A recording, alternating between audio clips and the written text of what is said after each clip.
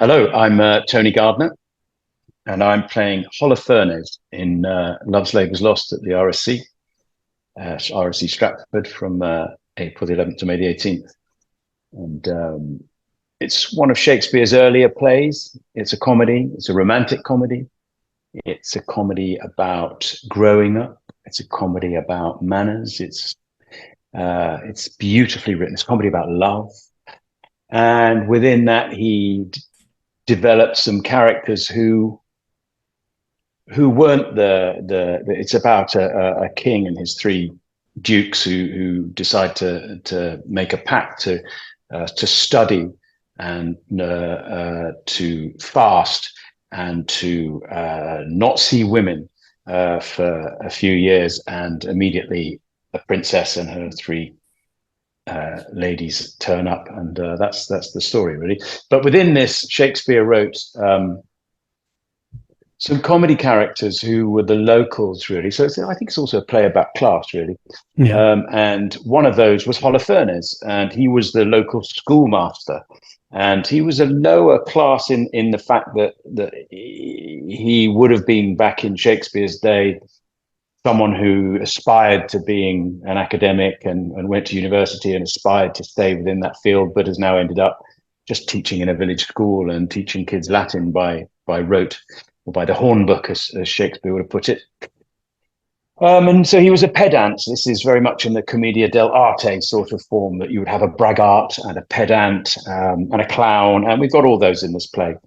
And so the pedant is me, Holofernes, who in this play, because it's set on a tech billionaire's island resort that they've created, a sort of Elon Musk type character, Holofernes is now going to be a member of staff, in that he's a golf pro, and but he's still very fond of Latin, and he's a very pedantic man, and so that's where we are at the moment with the play. Amazing. I always ask this at the start of interviews: where did your kind of arts career begin? Really, where was that moment where you thought, "This is for me"? That's an interesting story, I presume. If you've not heard it, I seem to tell it all the time, but that's absolutely fine. I don't mind telling it at all. But I trained as a doctor, and I went to Guy's Hospital Med School, and always wanted to do medicine, and I did a few shows in medical school, but that was fantastic and it was really interesting, and went up to Edinburgh with the London Hospital, even though I was at Guy's. So I clearly enjoyed it and liked putting on reviews. And when I did my house jobs, which is the first job you do after qualifying, I did that down in Bristol. And one of my colleagues was a doctor called Dr. Phil Hammond.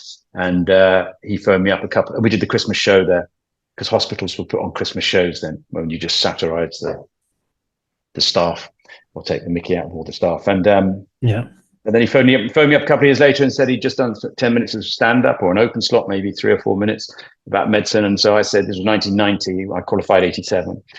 And he said he'd just done this. I said, well, let's just take a show to Edinburgh, having had experience of Edinburgh. And back in 1990, that's the sort of thing you could do. Yeah. And so we did.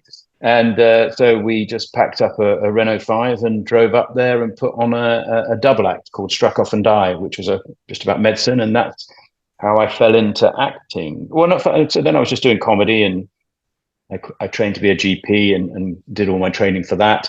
And then we got an agent, got a Radio 4 series or 2, and started doing lots of acting, and more acting than medicine, and it was getting a bit rusty, and I was doing GP locums in between acting jobs.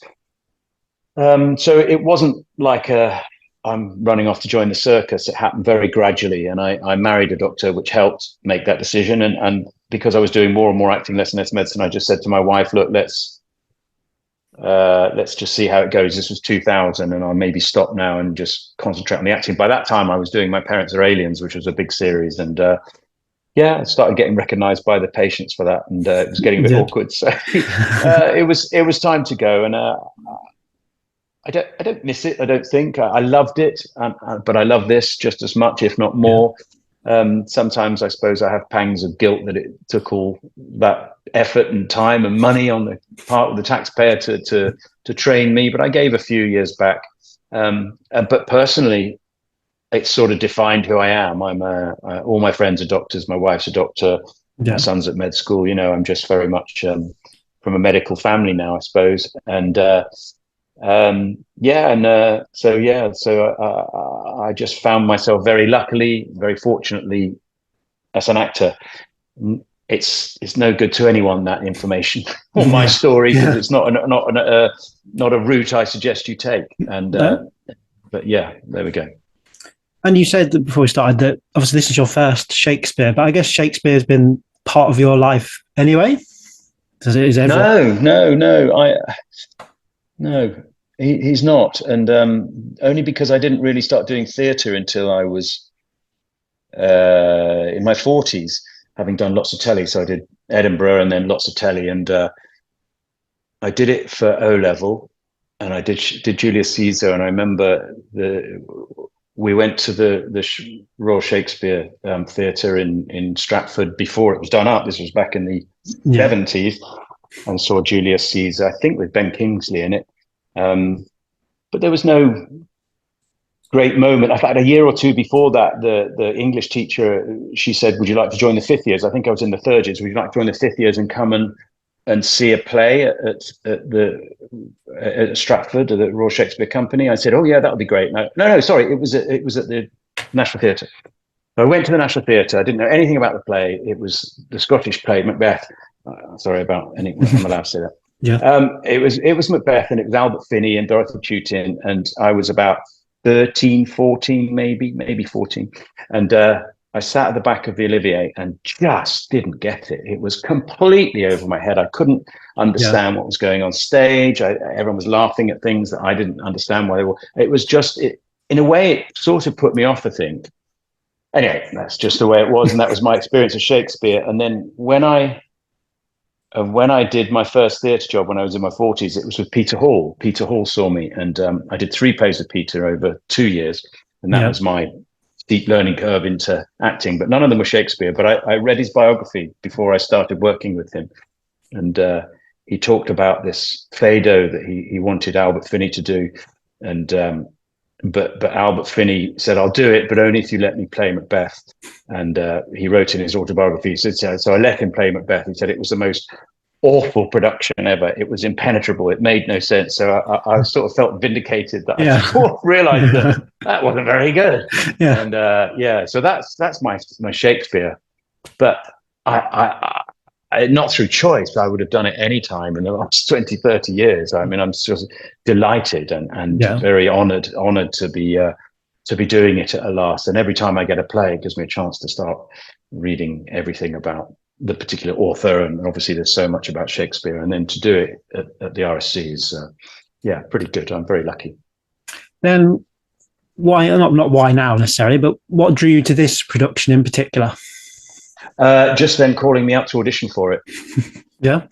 I mean, that's just the way of our business is. I mean, like I say, not through choice. I'd love to have worked at the RSC at any point in the last 20, 30 years. What's interesting, I'm getting on now, you see, but what's interesting is that I think there may have been sort of tickles on it in the past, but you had to be here for a year or be here, I'm saying, in Stratford for a year or 18 months. And that's very difficult when you have a young family, or whether you have any kids, not even a young family. It's a long time to be away from home. If you live in London or if you live in Colchester, where I live, it's almost impossible. So I probably had turned a few things down audition wise. But it seems like Tamara and Daniel, the new artistic directors, it may be, I don't know, but it seems like their thing is to have shorter runs. So we're on for a month. So with a 7-week rehearsal period as well, 4 of which are in London, it's made it a lot more accessible for not just actors who live a bit further away, but for actors who, if they're lucky enough to have a bit of a TV career, can then say, actually, I'd like to go and do that and not take 18 months out of my TV career. So that's I jumped at the chance of doing the play or having an audition at the RSC, and then I didn't really know the play that well, but I certainly do now. And I've learned that it's a beautiful play. I mean, it's just so wonderfully dense and interesting, and the new spin that Emily has put on, our director has put on the making it modern day and setting it on a tech billionaire's island, and there's lots of other things that are going on, is making it incredibly exciting and delightful. You kind of touched on it briefly, but do you do that kind of deep dive, like you say, into the Shakespeare when you kind of are cast into the role? Yeah, I do. It's just been the sort of thing I've always done, probably because I didn't train as an actor, and I was a scientist really, and I didn't do English beyond O level, or wasn't a voracious reader, because all my time up to my 20s was to be a scientist. And so every time I get a play, like with Peter, I did a Phaedo, so I read all the Phaedos, then I did Sheridan and read those, and then I did an Eightborn and read all those. And so this is an opportunity to I haven't had time to read all the Shakespeare, but I'm certainly reading biographies and all the wonderful books that there are, and essays that have been written about Love's Labour's Lost. I don't know whether everyone does that, but it's certainly what I do in the couple of months before we get in the rehearsal room, just to hoover up as much information as I can. And there's a lot out there, specifically about the play, for example, and even within the RSC on their website, there's so much archive material about how this play's been put on before, and who's done it and how it's been approached. And the more you absorb, I hope would inform your knowledge and helps develop your approach to the play. Is it quite exciting that you are stepping into it maybe in a lesser known play rather than, like, say, one of the big classics, where you're going to explore that kind of new world that way? Yeah, that's an interesting question. I mean, I don't know, because it's the only chance I've had of doing any, so I'm yet to find out, but it feels very exciting. Although it's lesser known, in fact, it was very much out of favour. I don't think it was put on in the 17th century at all. It wasn't put on for about 100 years, because it had a rough time, 100, at the beginning of the 17th century. So no one went near it, and it got a very bad press. But it has been put on a fair bit, I think. And I've seen a few productions online and on DVDs and things. But yeah, it feels exciting because no one knows anything about it. So I don't feel so guilty when I say I didn't know the play before I auditioned for it. Yeah, it's and certainly with a new spin like this, that's going to be very exciting to see how that goes down. And do you think I know Shakespeare still studied in school, but do you think social media kind of brings Shakespeare to a modern audience still? I don't see why not. I mean, would it bring it to a modern audience? Yes, I would hope that it would. I mean, certainly, we've got Luke Thompson in our play, who is from Bridgerton, and he's going to bring a lot of new people into seeing this play. Me, less so these days, because all the people who watch My Parents Are Aliens are now in their 30s. And probably know a lot of Shakespeare by now. But I think it would, and it's got relevance in our play, because obviously Shakespeare just said, well, they just fasted, but at the beginning of this play, they get rid of their social media devices, their mobile phones and their iPads and everything, because otherwise it wouldn't make any sense, because they'd be in contact with the outside world. But so we brought that into it, and so I think it's magnificent to get young people into the theatre. And the play I did before this was Accidental Death of an Anarchist, and that was on the A-level syllabus, and we did it in Sheffield and Hammersmith and the Haymarket, and we knew when there were school groups in and A-level students, and that was great. I love that, and I hope that, I don't know whether this is on the syllabus, I suspect not, but I'm certainly hoping, and I know that we'll be doing things with schools, and I think live feeds with schools, and that's just great. That's my big thing, is to get a younger audience in, and Luke will bring a younger audience in, I'm sure. Yes, of course. I mean, I've just seen obviously the current Midsummer Night's Dream, and obviously Matthew Bainton's obviously there, and it's amazing to see how that kind of transforms an audience, as kind of having someone contemporary like that audiences love. Oh, fantastic. I can't wait to see him. I'm seeing him on Tuesday, as most of the cast are over the next few days, the next few weeks, because I think that we've got a 1 week crossover. We're up to Stratford at the weekend, and we've got a 1 week crossover, and we'll all be going to see that production. Can't wait. Yeah, it's brilliant. You will love it. Good. And then one of my team asked me to ask you this, kind of obviously having done work on screen and on stage, what kind of transferable skills are there from both? Well, first of all, congratulations for having a team, Mark. Oh, thank you. That's more than I have. I need it. Transferable skills from telly to stage. Yeah, I could probably talk about that for a while, really. Obviously, the principle's the same. You're pretending to be someone else, and you're trying to tell the truth, and you're trying to be real and portraying this character. But it always feels like a different job to me. There's so many different aspects of acting on stage that feel very different to telly. But no, I'm sure all my telly experience has helped. But I think more so my live experience with comedy probably helps what I do, because I'm a comic actor, really, and that's what I've done. Not through choice. It's just that's where the work's been, and so my timing and stuff has come from live comedy, I expect. But then you'll pick up lots of timing and tricks over the years that probably are applicable, and that's the interesting thing about comedy, because that's almost a subset of acting. I think the timing of jokes and the landing of jokes or situations is. That's a universal theme across television and theatre, I think. Amazing. And then obviously maybe not necessarily for this because you're not there at the point where you're performing it yet, but how do you get into the headspace of a character when you are about to go on stage? Well, everyone's different. Everyone's very different. I mean, I like the rhythm of putting on a play. Once we're up and running and getting into that headspace, so that your day starts and you'll do this and do that, but you're always thinking about what happens. Then you get into a bit of a routine. You know what time you're going to get the train if you're living in Colchester and going to the West End. You know what time, how long it's going to take you to walk to the theatre. You know what you're going to eat. You know what time the warm up is. You know your vocal warm up. I'm sure at the RSC there'll be other things as well. We'll be having proper vocal warm ups and physical warm ups, and we all meet together on stage. So there's a rhythm that goes. It's not a superstition thing for me. Maybe it's for some people, but there's definitely a rhythm. So that by the time that you do walk from your dressing room to the stage to make your entrance, you're there. That's the moment that you just have to go out there, and it's the first time those people have seen you. So I quite enjoy that. That's the aspect of doing longer runs and playing in theatre for more than a few performances that I really like.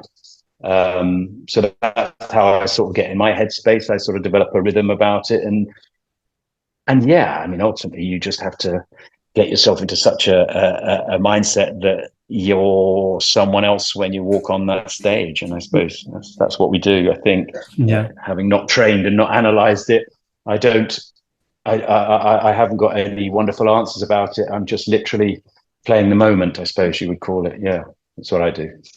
Yes. And then what do you think the message from Love Labour's Lost actually is? What Shakespeare's trying to say? If there is one. I'd probably, yeah. I think there is. I think it's about language, and I think there's such a as I said before, there's these themes about growing up and falling in love, and there's a class divide in it. I mean, Shakespeare is such a brilliant writer that there'll be many different themes within a play. So and take of those what you will, and I think that's more than enough. But also, he was a comic writer, and this is comedy.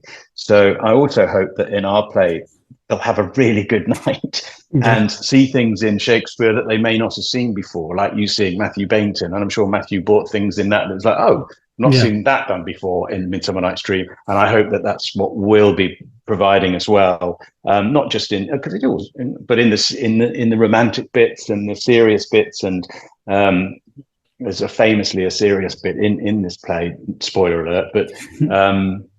I hope that it will give people a new insight into Shakespeare. And as we do it, and as I sort of do my scenes, I think, oh, that's going to be interesting how people see that, because I bet that line's not been played like that before. Yeah. And I bet that scene certainly won't have been played like that before. Certainly, I don't think Holofernes has ever been a golf professional. So Yeah. that's a first, and it's always nice to have a first. Yes, I mean, I saw the product. I don't know what year it was. It must be 5-6 years ago when the RSC did it last, and it's really it's quite a thoughtful play. I found, kind of, obviously it's got the comedy, but there's like the ending. I'm not going to spoil it, but it's quite a thoughtful ending. Yeah. 2015, I think that.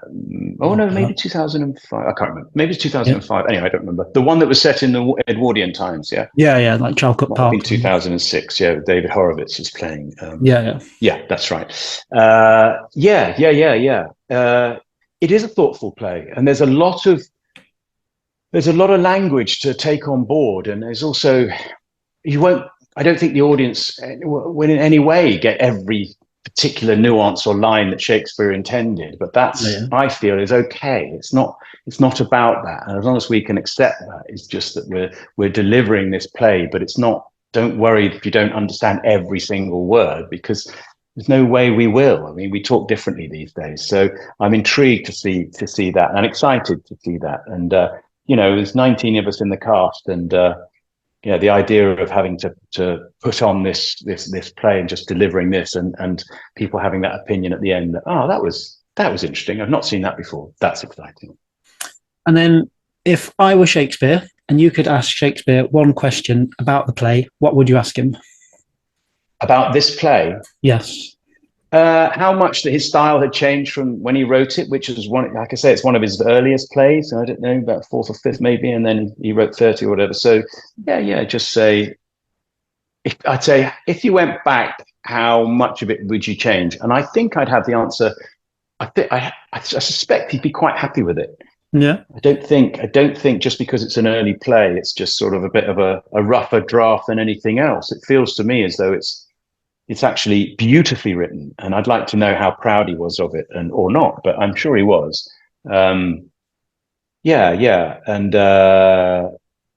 how much he learned doing that then were applied to his later plays, because certainly the style gets a bit different later on. Maybe it's a bit more populist, I don't know, but it was a young man really learning his craft, and I suspect he put a lot into this.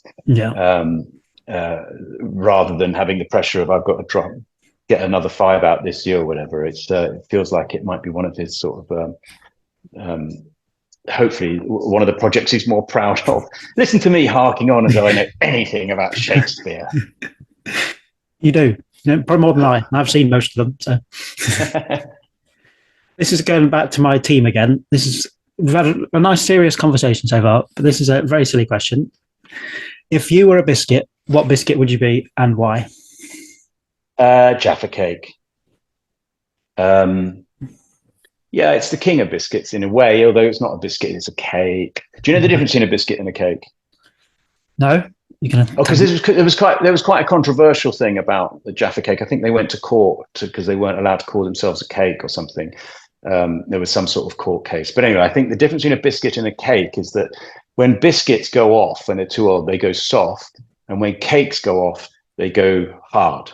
Ah. There you go. But anyway, irrespective of that piece of information, I never really thought about it. And I don't. I'd probably just be a Jaffa cake. Just, it seems quite an amusing of the biscuits, and the idea that it does cause controversy and is a bit different. Maybe that's what I've gone for as well. Something that comes a bit left of center. Yeah. Is it an actor? Is it a doctor? Is it a cake? Is it a biscuit? There you go. It all works. There you go. It's all been thought through, this. So you prepared that. You're clever. I like it. It almost, yeah. I didn't prepare it. Make sure you tell your team that. I will put it in there. But then, obviously, at this stage of your career, you've done quite a lot, like you say, doctor, TV, stage, in film. But what keeps you inspired? I suppose just new work, any work. I've been very lucky to have jobs that I've really enjoyed, and this one, more than anything else, because at the age of 60, I was 60 in January. I'm now doing my first Shakespeare, and it's just fantastic. I mean, it's such a wonderful experience to be working within this company and doing really interesting things. I'm not burnt out. Maybe that's why I'm so excited by it still. I started very late. Yeah. Certainly started late in theatre, and so everything's new and fresh. And yeah, maybe if I'd been here for 20 years at the RSC, maybe I'd be a bit tired of it or whatever. I don't know. I've yet to find out, and I probably will never find out because 20 years is a long time. But yeah, that's a constant inspiration, is just being able to have to sit down and just read all these books and all these versions. It's just it's fascinating. It's just a great privilege and honor to be able to do it. And then my final question to wrap it all up, go big on the poster quotes here, but what would you want an audience member to take away from seeing Love's Labour's Lost? A slight strain on the left side or the right side from laughing so much at Tony Gardner when he came on. It was hilarious. So that's what I'd like them to take away. And I'd like them to experience lots of emotions. One, wow. That was an amazing production. Wow, that was incredibly sad. Wow, that was incredibly funny. What a great night at the theatre that was. Amazing. Stick it on the poster, Dave. Okay. Yeah. That's it. I don't need to come and write a review now. Just going to put that. Well, Tony, thank you so much for your time. As you said at the start, the play runs from the 11th of April to the 18th of May. Tickets are still available, so everyone should go and book it now.